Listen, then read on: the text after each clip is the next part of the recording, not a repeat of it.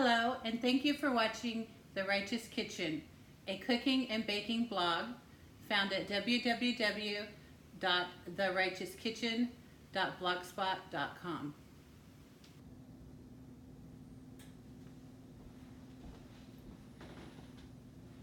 Hello, and welcome to The Righteous Kitchen. Today is a busy baking day. I have a cake to make and a cheesecake. We're celebrating two birthday boys in our family. My husband is a connoisseur of the Hershey's chocolate cake. That's the only cake I think that he likes. He requests it for every occasion. This cake was shared by my mother-in-law. She came across the recipe. It's a very popular recipe. But once she introduced it to our family, we immediately took hold. My daughter loves it, and I also use it as a base of my chocolate mousse cake. So before we get started, let me turn on the water to boil, and I'm going to get the oven going to 350.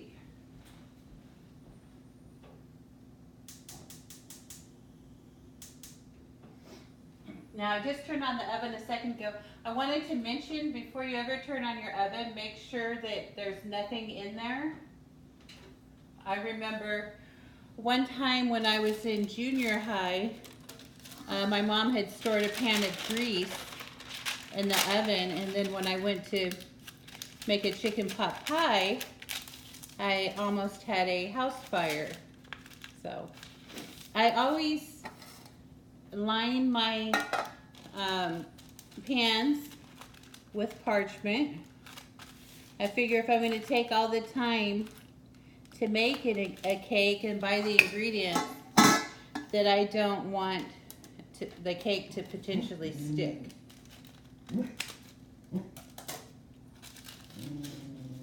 So I just got a piece of parchment, folded it, and then kept folding it till I get a triangle, place it in the center, and then towards the edge of the pan will give you a circle. Now that's a little bit big, so I'm going to go in and snip it down. Now this doesn't have to be exact. You just want the bottom of your pan covered. So there we go. So I'm using two 3-inch deep 8-inch pie pans for this recipe.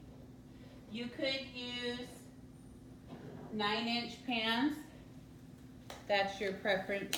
They just won't be as thick of a layer if you use a bigger pan. Then I take a little Crisco, and I generously spread this around the sides and the bottom.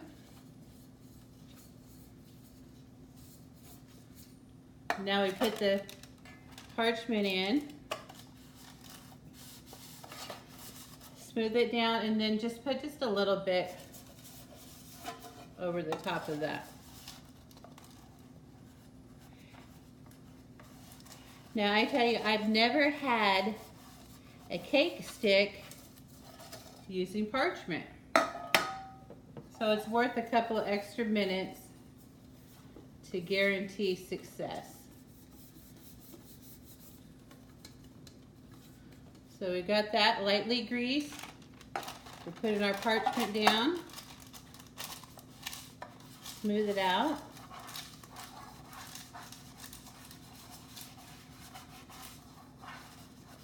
And then there's a little bit still in my hand, so that's it. Our pans are greased and lined. And then I always bake them on a tray because they're easier to get out on the tray. And if it was a smaller, more shallow pan, if it would happen to poof over, then it could go on this tray and keep my oven clean. I don't really need it since it's this deep pan, but I'm just so much in the habit of doing that I'll just go ahead and continue and stay in that habit. So All right, so let's continue on. I've combined all of the dry ingredients. So that is 2 cups sugar, 1 3/4 cup all-purpose flour, 3/4 cup Hershey's cocoa powder, 1½ teaspoons baking powder, 1½ teaspoon baking soda, and 1 teaspoon salt. So I have this all ready. And I have all my ingredients ready. The benefit of having all your ingredients prepped and in place is, say I was out of something, before I actually got to making my cake, I could run to the store and get the ingredients. This time I was out of cocoa powder, so I did need to run to the store and get that. So now that we know everything is in place, everything's just gonna go by smoothly. So I've got these dry ingredients, and I'm gonna combine it real quick in the bowl, just whisk it. And depending on how good I whisk this, you may or may not need to sift it.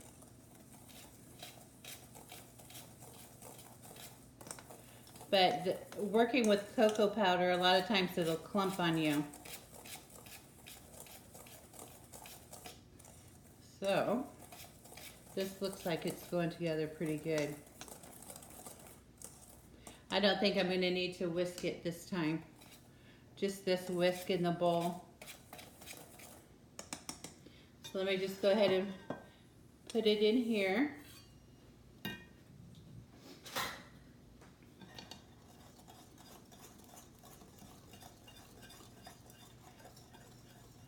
If you whisk it now really good, you're not fighting those cocoa clumps later.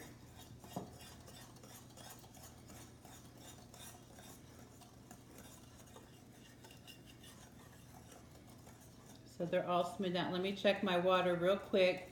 I had it up to a boil and then I had to restart. So let me get that heated just a little bit more. Okay. So we have 1 cup of milk, 2 eggs, slightly beaten, 1/2 cup of vegetable oil, and 2 teaspoons of vanilla extract. So we're going to whisk this.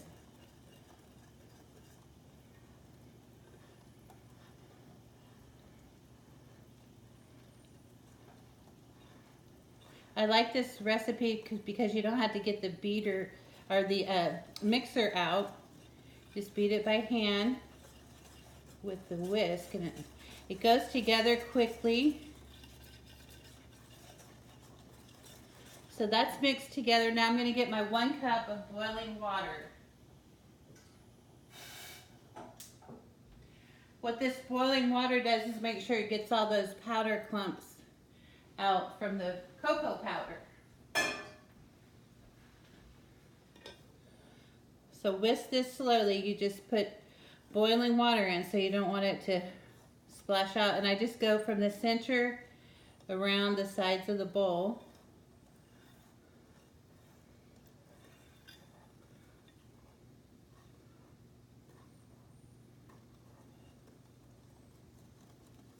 Then you can start mixing it.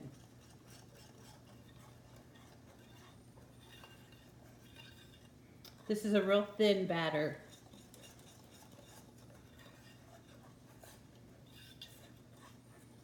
And it smells really good. Cocoa smells great.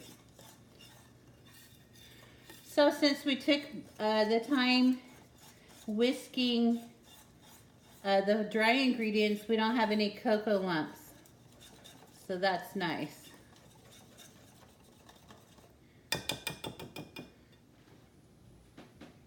What I'm going to do is just pour it evenly into these prepared pans.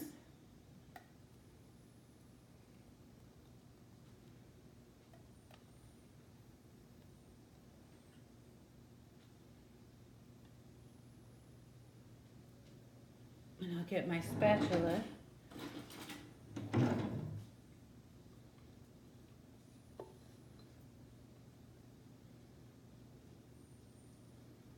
And you could just eyeball this.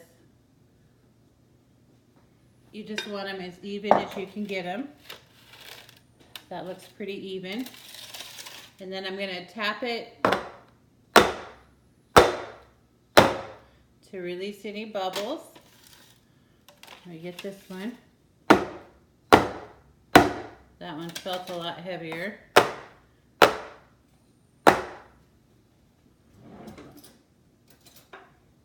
some more. I'll put some more in this one.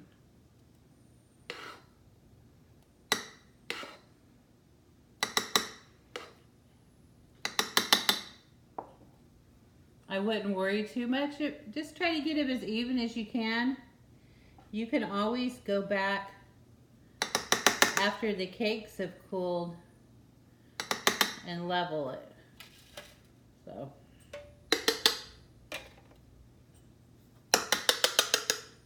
All right. So now our oven is preheated. I'm going to put them right in the center rack. And these are going to bake 30 to 35 minutes.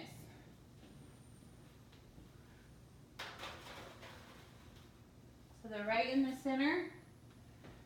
We'll check back on those and show you what they look like when they're done baking.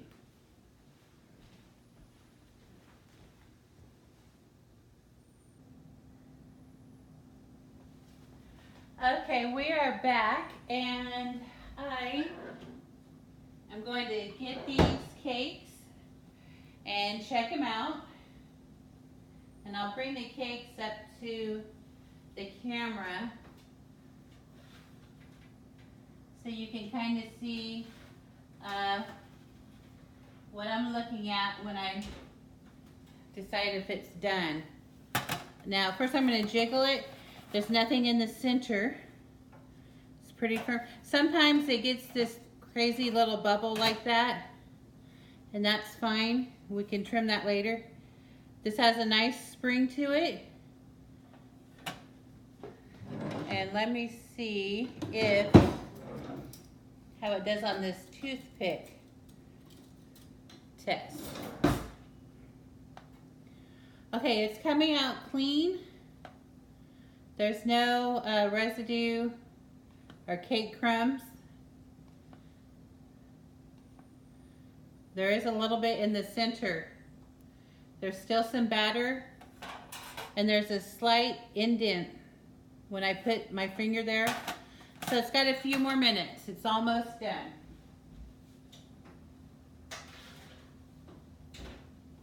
We'll check back in just a few more minutes, probably about 5 more minutes.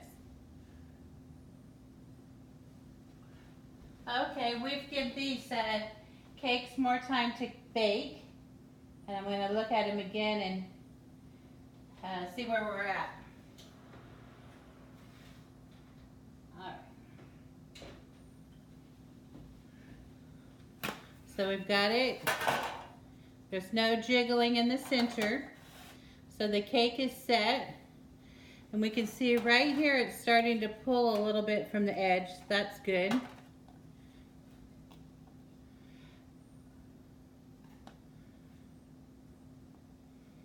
Get my glasses on so I can see. Okay, so there's no cake sticking, and then it has more of a bounce.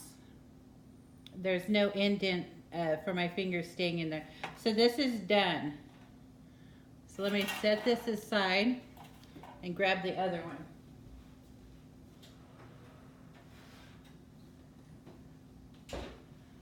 So same thing with this one.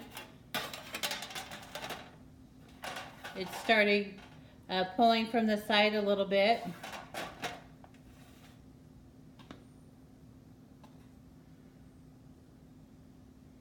And now it has a spring. When I press it, my finger isn't leaving an indent. So that is what we are looking for. for them to be done. Now I want to show you how I release the cakes from the pan.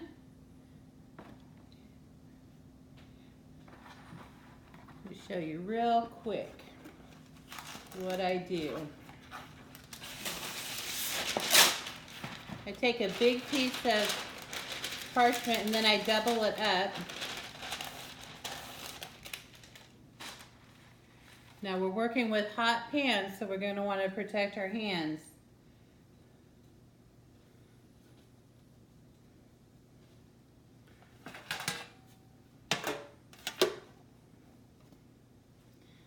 So we're going to put,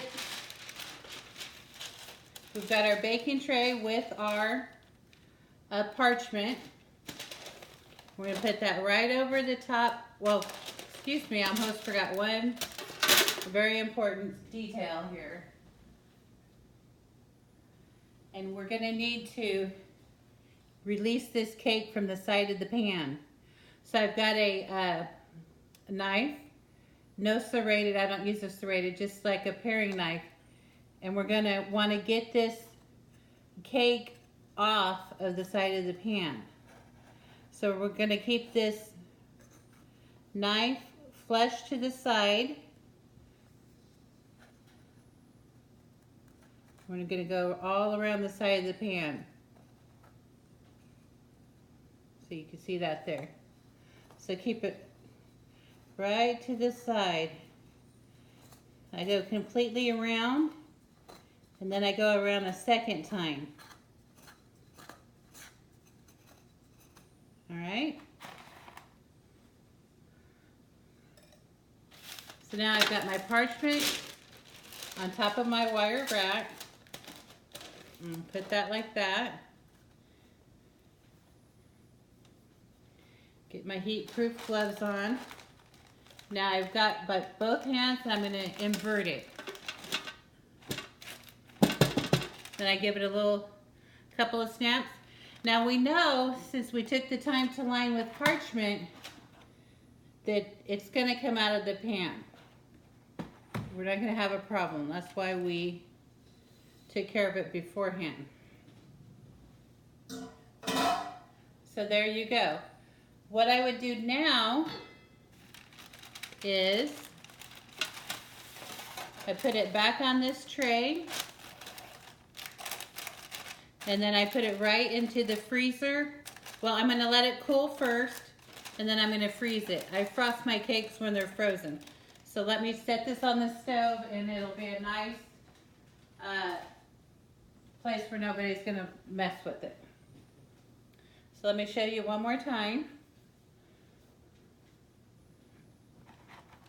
Okay, I've got my parchment. I'm going to double up on that. Fold it in half.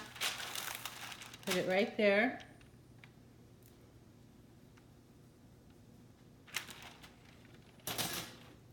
Then I'm going to release the cake from the side of the pan. So I want to just take it, keep it right on the edge of that pan. Okay.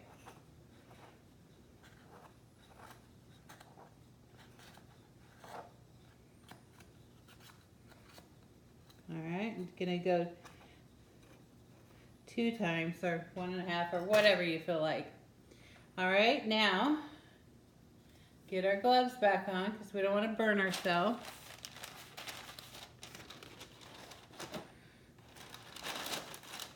Here we go.